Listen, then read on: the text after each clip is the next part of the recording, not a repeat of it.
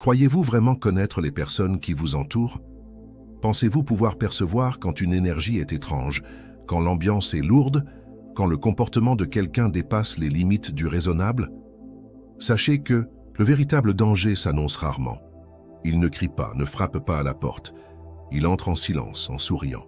Carl Gustav Jung a consacré sa vie à étudier précisément ce côté caché des relations humaines, celui où l'esprit conscient cède la place à l'inconscient et où vous vous retrouvez à gérer plus que de simples personnes.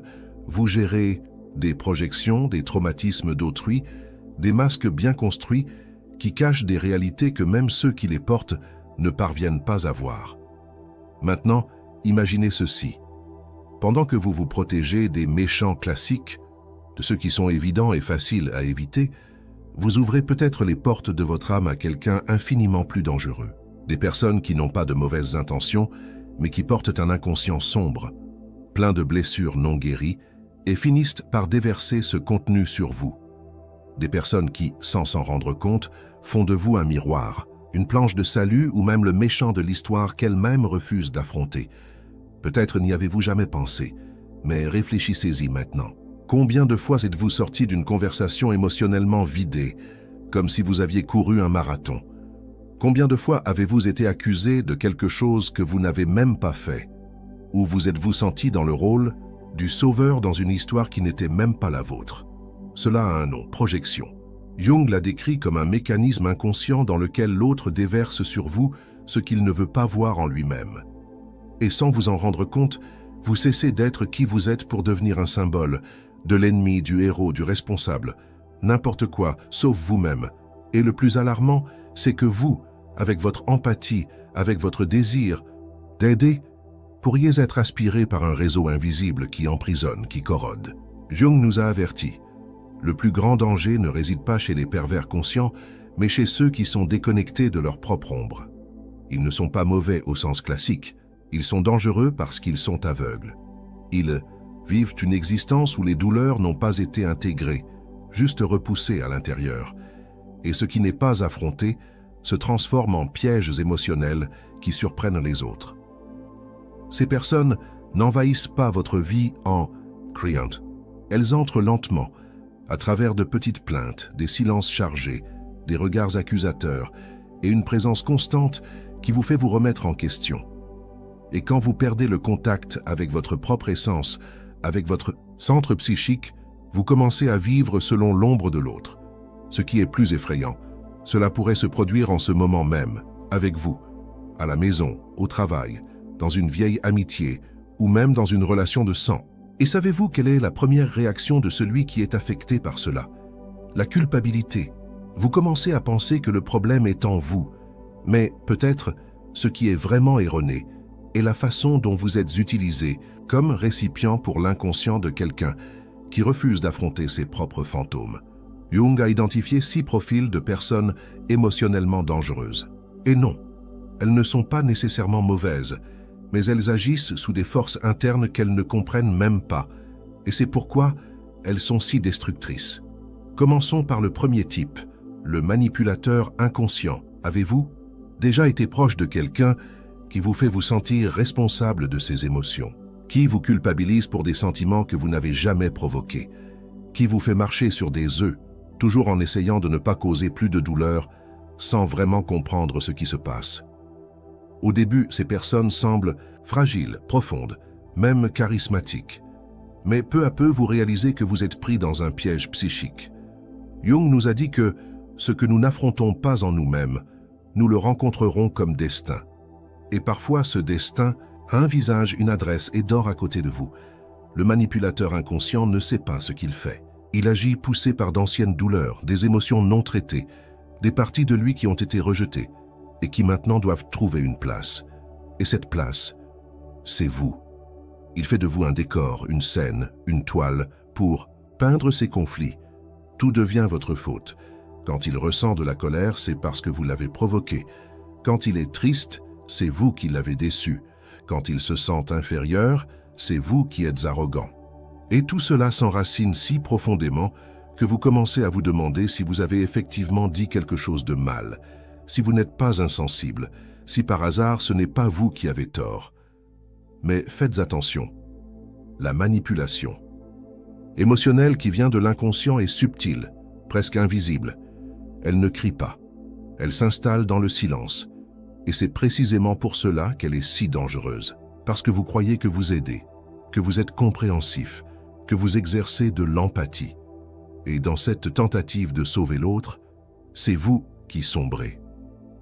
Carl Jung souligne que ce type de lien symbolique vous transforme en n'importe quoi, sauveur, méchant, père, mère, sauf vous-même. Sauf, et vivre dans une projection, c'est comme vivre dans une prison.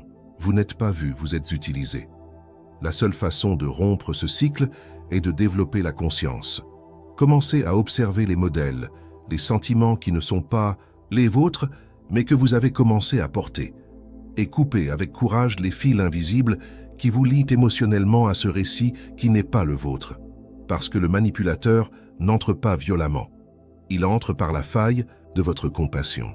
Et si vous ne vous en rendez pas compte, l'étape suivante est de plonger encore plus profondément dans le piège de la persona, ce masque social parfait qui cache un vide de plus en plus étouffant. Oui, car le deuxième type de personne, dangereuse pour Jung, est le porteur de persona. Cette figure qui vit pour paraître, toujours poli, toujours souriant, toujours prêt à plaire. À première vue, charmant. Mais derrière le rideau, une âme désintégrée qui a perdu contact avec son essence. Jung avertissait que la persona, en soi, n'est pas le problème. Nous avons tous des rôles sociaux à remplir. Le problème survient lorsque quelqu'un croit qu'il n'est que cela, le rôle qu'il joue, les applaudissements qu'il reçoit, l'approbation qu'il obtient. Et plus il s'éloigne de lui-même, plus il exige que l'autre porte aussi des masques. Si vous côtoyez quelqu'un comme ça, vous l'avez peut-être déjà remarqué. Il devient difficile d'être spontané, de parler de douleur, de montrer des vulnérabilités. Tout semble répété. Vous vous sentez comme si vous étiez dans un théâtre. Et peu à peu, vous commencez aussi à vous adapter, à vous taire, à dissimuler. Parce que vous savez que toute expression hors du script provoque un malaise. Et c'est dangereux. Parce que cette coexistence artificielle ne vous éloigne pas seulement de l'autre, mais vous éloigne de vous-même. C'est contagieux, c'est subtil. Et cela détruit silencieusement. Mais il existe quelque chose de plus profond et de plus dangereux encore. Quelque chose qui s'accumule, fermente, explose. Le troisième type de personne dangereuse décrit par Jung est le propriétaire de l'ombre réprimée. Cette personne qui semble toujours équilibrée, contrôlée, exemplaire, mais qui porte en elle un volcan sur le point d'entrer en éruption. Parce que tout ce qu'elle n'accepte pas en elle, colère, envie, désir, peur, ne disparaît pas. Cela reste là, dans le sous-sol de l'âme, attendant le moment d'émerger. Jung disait que l'ombre est tout ce que l'individu refuse de reconnaître en lui-même, mais qui insiste pour se manifester. Et l'ombre réprimée exige un prix élevé. Elle rend les gens amers, critiques, rigides. Ils condamnent chez les autres ce qu'ils nient en eux-mêmes. Ils ne supportent pas la liberté émotionnelle de l'autre, car cela expose leur propre prison intérieure. Et quand ils explosent, parce qu'à un moment ils explosent, les dégâts sont dévastateurs. Cohabiter avec quelqu'un comme ça, c'est vivre en état d'alerte constante, marchant sur des œufs, sans savoir quand le sol va céder. Et tout cela nous amène à une question essentielle. Jusqu'à quel point ces figures sont-elles autour de vous? Ou en vous? Jung ne parlait pas seulement des autres, il parlait de nous tous, et reconnaître ces ombres, ces projections, ces masques, est la première étape pour briser le cycle. Pour sortir du rôle symbolique dans lequel on vous a placé, ou que vous avez vous-même accepté, et redevenir entier, conscient, maître de votre propre vie. Maintenant, respirez profondément. Peut-être ce contenu a-t-il touché des points sensibles. C'est bon signe. C'est l'éveil de la conscience. Et cet éveil est ce qui peut vous libérer. Si cela a du sens pour vous, ne vous arrêtez pas là. L'étape suivante est d'explorer les 3 autres figures dangereuses que Jung a identifiées. Celles qui, silencieusement, peuvent façonner vos relations, vos sentiments, votre vie. Le 4e type de personne que Jung nous alerte à reconnaître et dont il faut garder une distance émotionnelle est celui qui se cache derrière la moralité comme une armure, le contrôleur moral. Ce type est peut-être l'un des plus difficiles à identifier, précisément parce que la surface brille. Ce sont des personnes qui parlent bien, qui citent des valeurs élevées, qui se montrent préoccupées par le bien commun, par ce qui est juste ou faux. Mais il y a quelque chose que vous ressentez et ne pouvez pas expliquer. Un malaise, une sensation de jugement constant, de n'être jamais à la hauteur. Cela se produit parce que le contrôleur moral, en réalité, utilise la vertu comme une forme de contrôle, sur lui-même et sur les autres. Selon Jung, la moralité imposée, celle qui sert plus à opprimer qu'à élever, est l'une des expressions les plus dangereuses de l'ombre non reconnue. Le contrôleur moral ne se voit pas. Il rejette ses propres émotions laides, ses propres désirs et doutes, puis les projette sur vous. Il vous fait vous sentir coupable d'être spontané, de vous tromper, d'avoir des désirs, de vivre votre vérité. Et avec cela, il assume le rôle de juge, d'exemple de conduite, tout en vous emprisonnant dans une prison invisible faite d'attentes inaccessibles. Ce type de personne se présente généralement comme quelqu'un de correct, qui veut juste votre bien, mais il y a toujours une exigence intégrée. Vous sentez que vous devez marcher droit, mesurer vos paroles, réprimer vos émotions. La culpabilité devient l'instrument préféré. Vous êtes amené à croire que vous échouez toujours, même lorsque vous êtes simplement humain. Jung soulignait que le moralisme excessif est en réalité un masque qui cache des impulsions non acceptées. Et plus la rigidité du moraliste est grande, plus la tempête émotionnelle qu'il tente de contenir est forte. Mais le problème n'est pas seulement à l'extérieur. La question que Jung nous invite à nous poser est « Êtes-vous aussi devenu ce juge ? Est-ce qu'en essayant d'être bon, vous n'étouffez pas des parties essentielles de vous-même ? Est-ce qu'au nom de l'acceptation, de la réputation ou de la tradition, vous ne sacrifiez pas votre âme ? Cette réflexion est dure mais nécessaire, parce que chaque fois que nous pointons du doigt, nous pouvons fuir une douleur que nous ne voulons pas encore voir dans notre propre miroir. Et c'est sur ce même chemin que nous trouvons le cinquième type, l'envieux passif, celui qui n'attaque pas avec des mots directs, mais corrode avec des comparaisons silencieuses, des compliments ambigus, des sabotages subtils. C'est la personne qui est toujours à proximité, quand vous avez une réussite, mais qui ne vibre jamais vraiment, qui vous soutient en public, mais remet en question vos décisions dans votre dos, qui semble se soucier, mais qui ressent du ressentiment chaque fois que vous faites un pas de plus. Jung disait que l'envie est l'une des émotions les plus déguisées de l'inconscient. Rarement quelqu'un admet ressentir de l'envie, car elle contredit l'image que nous voulons maintenir de nous-mêmes. Mais le fait est que nous tous, à un moment donné, l'avons déjà ressenti. Le problème surgit quand elle devient un modèle inconscient et continu. L'envieux passif ne veut pas ce que vous avez. Il veut que vous ne l'ayez pas. Il ne souhaite pas votre bonheur. Il souhaite qu'il ne brille pas plus que le sien. Et ne reconnaissant pas cela, il agit par des sabotages émotionnels. Petites critiques, manque de soutien dans les moments clés, commentaires qui diminuent vos réussites. Et voici le danger silencieux. Cette personne est généralement proche. C'est un ami, un collègue, parfois même un parent. Quelqu'un qui, peu à peu, vous fait vous sentir coupable d'aller bien, qui vous convainc que vous exagérez, que vous ne méritez pas tant, que vous allez trop loin. Et vous, si vous n'êtes pas conscient, commencez à diminuer votre éclat pour tenir dans sa zone de confort. Jung enseignait que lorsque nous sommes face à quelqu'un qui n'a pas intégré sa propre ombre, nous risquons d'être entraînés par la frustration que cette personne ne veut pas affronter. Et l'envieux passif est exactement cela. Quelqu'un qui refuse de regarder ce qu'il pourrait être, alors il tente de saper ce que vous êtes déjà. La solution, la clarté émotionnelle. Il ne s'agit pas de confronter, de se disputer ou de couper les liens impulsivement. Il s'agit de percevoir, de comprendre qui est vraiment à vos côtés pour vous soutenir et qui tolère simplement votre lumière en attendant qu'elle s'éteigne. Il s'agit de protéger votre champ émotionnel et de rester fidèle à votre essence, même si cela dérange ceux qui ont choisi de vivre dans l'obscurité de la comparaison. Et, finalement, nous arrivons au sixième type de personne émotionnellement dangereuse, selon les concepts de Jung, le vide charmant. Oui, celui qui séduit par la légèreté, par le rire facile, par la fausse liberté, qui semble toujours tranquille, toujours en paix, qui ne s'implique jamais profondément dans rien. À première vue, il semble être la compagnie idéale, léger, simple, sans jugement.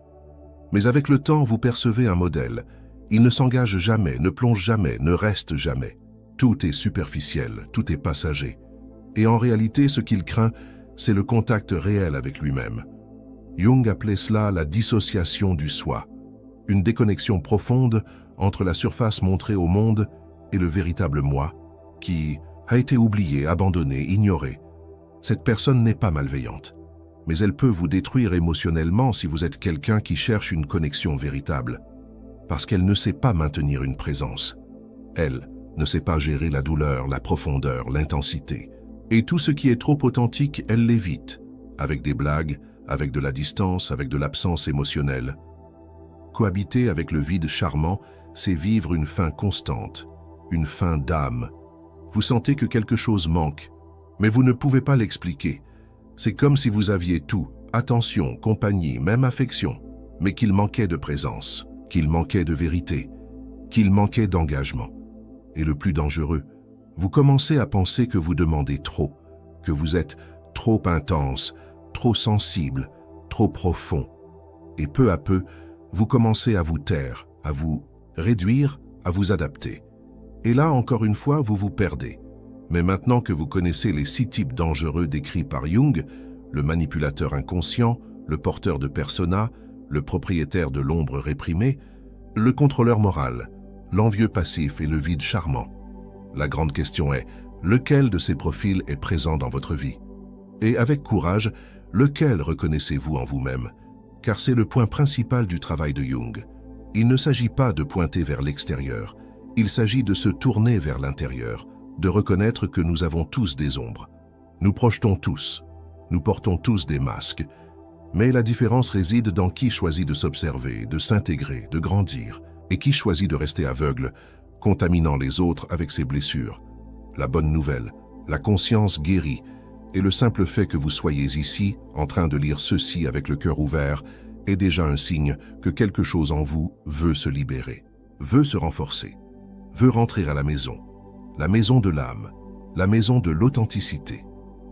Et maintenant que nous sommes arrivés jusqu'ici, peut-être ressentez-vous exactement ce que tant de personnes font taire pendant des années. Le poids d'une vie psychique traversée par des relations déformées, par des liens émotionnels qui consomment plus qu'ils ne nourrissent, par des dynamiques où vous, en essayant d'être compréhensif, attentionné, mature, avez fini par être dominé par des forces que vous n'avez même pas perçues s'installer. Vous vous êtes peut-être demandé d'innombrables fois « Pourquoi me sens-je épuisé juste d'être près de certaines personnes? Pourquoi ma vie semble-t-elle bloquée quand j'essaie d'être bon avec les autres? Est-ce que le problème, c'est moi ?»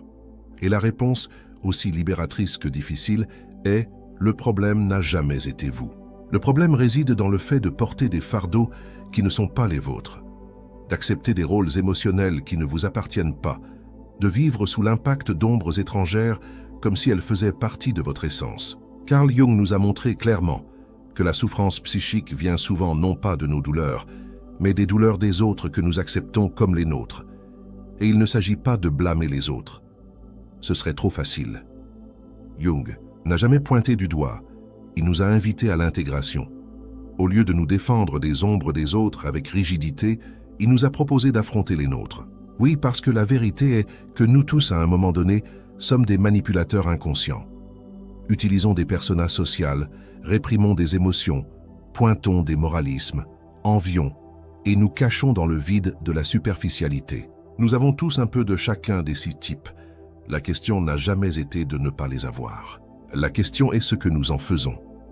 Jung disait que l'individuation, c'est-à-dire le processus de devenir qui nous sommes vraiment, passe nécessairement par cette plongée, celle de reconnaître nos fragments, nos désirs réprimés, nos carences, nos peurs, sans jugement mais avec responsabilité. Parce que plus vous vous connaissez, plus il est difficile pour quelqu'un de manipuler votre énergie. Plus vous êtes conscient de vos propres émotions, plus il est facile d'identifier quand une émotion que vous ressentez ne vous appartient pas. Plus vous êtes connecté à votre vérité, moins d'espace reste pour porter le mensonge des autres. C'est le véritable travail de l'âme, défaire les nœuds invisibles qui vous attachent à des versions déformées de vous-même. Sortir du rôle de sauveur, coupable, gentil ou martyr, et simplement vous permettre d'être vous, avec votre lumière et votre ombre, avec votre force et votre fragilité. Parce que le chemin de la guérison n'est pas de devenir parfait, c'est de devenir entier. Et peut-être vous demandez-vous, par où commencer? La réponse est, commencez par vous observer avec honnêteté. Commencez par noter des modèles. Remarquez avec qui votre énergie baisse, avec qui vous sentez que vous devez vous cacher, avec qui vous ne pouvez jamais vous tromper. Réfléchissez à quelles émotions vous réprimez le plus et d'où elles viennent. Et par-dessus tout, récupérez votre autonomie émotionnelle. Vous n'avez pas besoin d'être la scène du drame psychique de personne. Vous n'avez pas à servir de toile pour les traumatismes que l'autre n'a pas voulu guérir. Vous pouvez dire non. Vous pouvez établir des limites. Vous pouvez vous éloigner. Vous pouvez décider que malgré l'amour pour quelqu'un, votre santé émotionnelle passe en premier. Ce n'est pas de l'égoïsme, c'est de la maturité, c'est de l'amour propre, c'est de la spiritualité en action. Jung nous a enseigné que celui qui regarde dehors rêve, celui qui regarde à l'intérieur s'éveille. Et c'est votre moment de vous éveiller, de voir clairement les liens qui vous limitent, les masques que vous portez encore, les rôles que vous acceptez juste pour être acceptés. Et, plus que cela, c'est le moment de faire la paix avec ce qu'il y a de plus précieux en vous, votre âme, avec tout ce qu'elle a d'humain, de profond, de contradictoire et de vrai. Si vous êtes arrivé jusqu'ici, ce n'est pas par hasard. Il y a un appel qui se produit en vous, un appel à nettoyer le champ émotionnel, à vous libérer de liens invisibles, à vivre avec plus de légèreté, de vérité et de connexion avec le divin. Parce qu'au fond, c'est de cela qu'il s'agit. Dieu ne veut pas que vous viviez emprisonné par des douleurs qui ne sont pas les vôtres. Dieu veut que vous viviez libre, entier et en paix avec vous-même. Alors, si vous avez senti que ce contenu vous a touché, ne le gardez pas seulement pour vous. Partagez-le, élargissez-le, revenez-y, autant de fois que nécessaire. Utilisez-le comme guide, comme miroir, comme instrument de guérison. Parce que chaque fois que vous choisissez la conscience, l'amour véritable, le respect de vous-même, vous guérissez non seulement votre histoire, mais vous générez de la lumière pour les générations futures. Et rappelez-vous, vous n'avez pas besoin de marcher seul. Il y a un univers spirituel autour de vous qui vous soutient, il y a des forces invisibles qui guident vos pas. Et il y a par-dessus tout un but sacré qui pulse en vous, attendant de s'épanouir. Vivez avec conscience, aimez avec vérité, libérez-vous avec foi. Et si à un moment vous sentez que vous vous perdez à nouveau, revenez ici. Cet espace est le vôtre.